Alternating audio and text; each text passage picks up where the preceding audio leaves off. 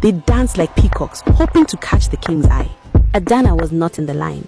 She was behind the crowd, helping an old woman whose heavy basket of yams had spilled into the mud. While the other maidens ignored the old woman to keep their dresses clean, Adana was on her knees in the dirt, gathering the yams. She didn't know the king was watching. He wasn't looking at the dancers. He was looking at the girl who was serving. When the royal guards pointed their spears at her and the king announced, "That one, the one with the mud on her knees," the music stopped. The village gasped. Adana didn't bow. She dropped her yams in shock. For the next 2 days, she was kept in the palace preparation room. They scrubbed her skin until it was raw.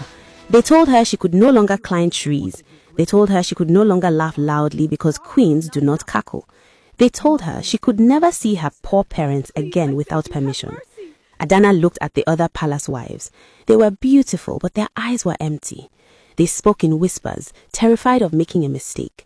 They were well-fed birds with clipped wings.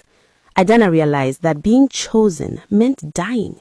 It meant Adana, the weaver's daughter, would cease to exist, replaced by a silent statue covered in gold. So, on the eve of the wedding, while the guards were drinking palm wine, she climbed out of the window and ran. But she didn't get far. Suddenly, the sound of hoofbeats thundered ahead of her. Adana skidded to a halt as a massive black horse blocked her path. It was the king. He was not surrounded by guards. He was alone. He sat tall on his horse, watching her shivering in the moonlight, covered in mud, barefoot, with her torn royal dress. Adana fell to her knees, trembling. "Kill me, Kabiesi," she cried out, her voice breaking. "I cannot be your queen. I am a wild bird. If you put me in a cage, I will die. Please let me go back to my bamboo and my poverty. I want to be free." The forest was silent. The king dismounted slowly. He walked toward her, his boots crunching on the leaves. He stopped and looked at the scattered coral beads on the ground, the wealth she had thrown away without a second thought.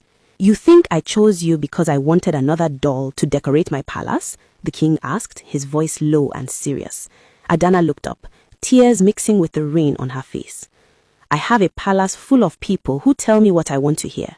I have advisors who crave gold more than truth. I chose you, Adana, not because you are beautiful, but because you are the only one who cared about an old woman more than a king. And now you are running away from power while everyone else runs toward it." The king reached out a hand. "I do not want a prisoner. I want a partner who knows the value of freedom so much that she will help me protect it for everyone else. If you run now, you are free. But if you come with me, you do not have to change. You will teach the palace how to be wild."